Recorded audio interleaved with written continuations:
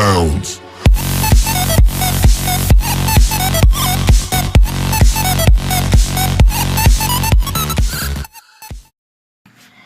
Los inicios de la ética. La ética es la reflexión sobre lo bueno, sobre la mejor manera de vivir, lo que hoy llamaríamos excelencia y los griegos llamaron arete, virtud. En sus orígenes, la ética es el pensamiento sobre la vida excelente o vida virtuosa. El etos en los poemas homéricos. Muchos libros de la ética empiezan refiriéndose a los poemas homéricos como el lugar donde encontramos los primeros ejemplos de virtud o de vida buena. Sin duda, el mundo que relata Homero poesía ya un etos, una manera de ser moral. Lo que no había entonces era filosofía, reflexión sobre lo moral. No habían preguntas ni dudas sobre si los héroes de la Ilíada merecían ser reconocidos como los mejores, Aristóteles, cuando la medida de la virtud era el valor que se mostraba en la guerra. Esta era la situación natural del hombre griego. Pero lo que determinaba el significado de lo bueno no era sólo la realidad incuestionada de la guerra, sino que el ser bueno era algo que derivaba del origen de cada uno en una época en la que primaba la existencia de una aristocracia natural. Era Aristes el mejor, el que nacía para serlo, no el que se lo proponía, entre otras razones porque nadie que no tuviera un origen singular podía proponerse mejorar. La excelencia y la virtud, en consecuencia, era patrimonio de unos pocos, las castas más nobles de las que salfan los guerreros. Decir de alguien que era bueno, ágatos, no era hacer juicio moral, sino descubrir una posición social y unas capacidades personales unidas a la buena fortuna. Igualmente era llamado malo, cacos, el de origen humilde y bajo. Los sofistas y Sócrates, las primeras cuestiones éticas. La reflexión sobre lo moral empieza propiamente con los sofistas, que protagonizaban los diálogos socráticos de Platón. Estamos en el siglo V a.C., la época del máximo esplendor de Atenas. Esplendor no solo político y económico, sino cultural. Una época gloriosa para la sociedad, la literatura, el arte y la filosofía. En ella vivieron Pericles, Fidias, Séfocles, Anaxágoras y los grandes sofistas, Protágoras, Prédico, Hipías, Gorgias y finalmente Sócrates. En la época de los sofistas, la filosofía llevaba ya más de un siglo de andadura, con los filósofos presocráticos, pero el tema de los denominados presocráticos había sido sobre todo la naturaleza, la physis, y excepcionalmente el ser humano y la sociedad. El giro hacia la problemática humana lo dan los sofistas. Estos cultivaban la retórica y se autodenominaban maestros de virtud, porque enseñaban el saber moral como un saber útil que puede ayudar a los hombres a vivir bien y a tener éxito en el gobierno de la ciudad.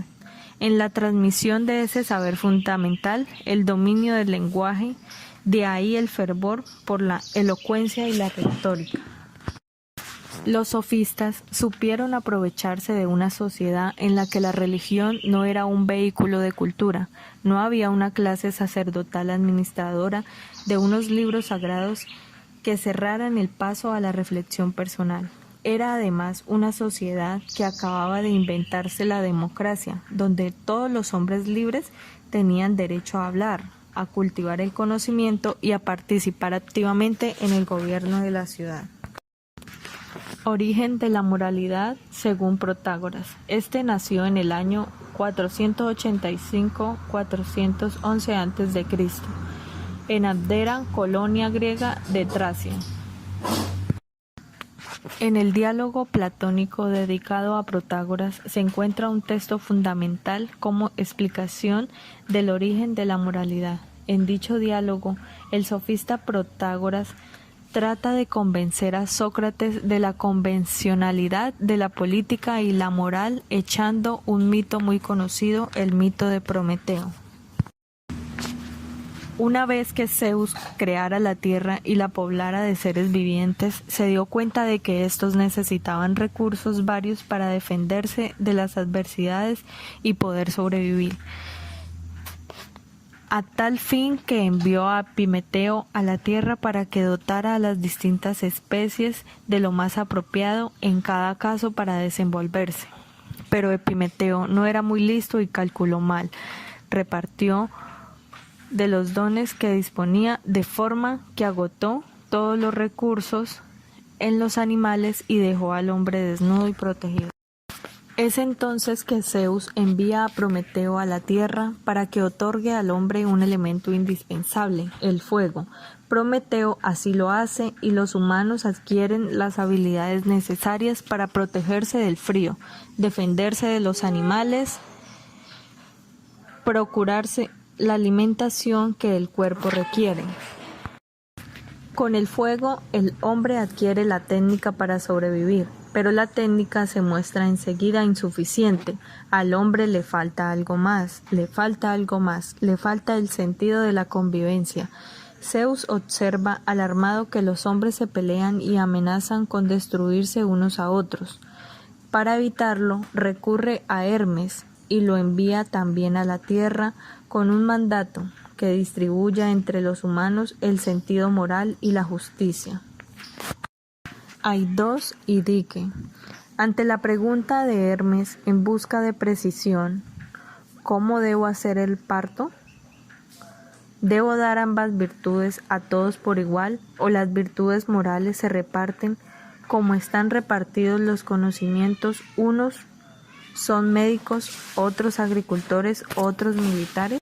La respuesta de Zeus en relato platónico es inequívoca. A todos, dijo Zeus, y que todos sean partícipes, pues no habría ciudades si solo algunos de ellos participaran como de los otros conocimientos. Además, impón una ley de mi parte, que al incapaz de participar del honor y la justicia lo eliminen como a una enfermedad de la ciudad. Hermes reparte el sentido de la moralidad y la justicia, pero ese sentido hay que seguir cultivándolo para que produzca más efecto y forme el carácter. La moral no es innata, no viene dada, sino que exige voluntad y esfuerzo.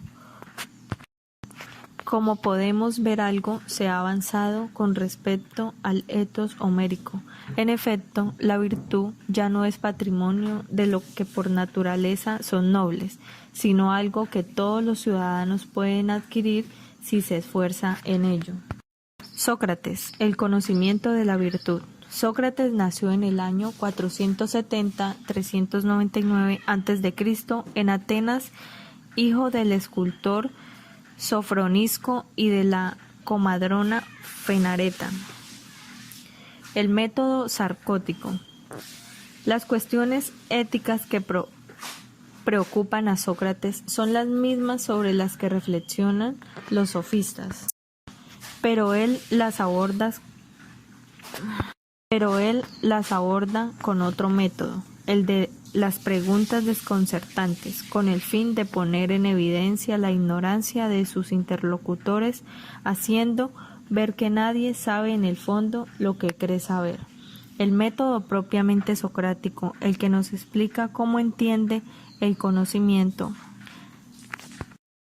es la mayéutica, donde el filósofo ayuda a alumbrar pensamientos para llegar a ideas generales a partir de los casos particulares. Pensar, razonar es más una búsqueda que otra cosa. Sócrates no pretende definir nada ni para dar por concluida ninguna discusión, con lo que da a entender que si la virtud es conocimiento, éste nunca se alcanza del todo. El conocimiento moral.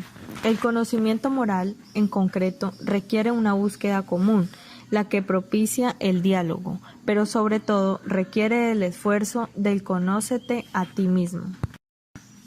El camino para conocer el bien del alma por encima de los bienes corporales. Así se logra la excelencia del ser humano. La tesis de Sócrates es La tesis de Sócrates es que el conocimiento de la virtud es posible y que quien llega a conocerla la practica, mientras el que no es virtuoso actúa mal por ignorancia.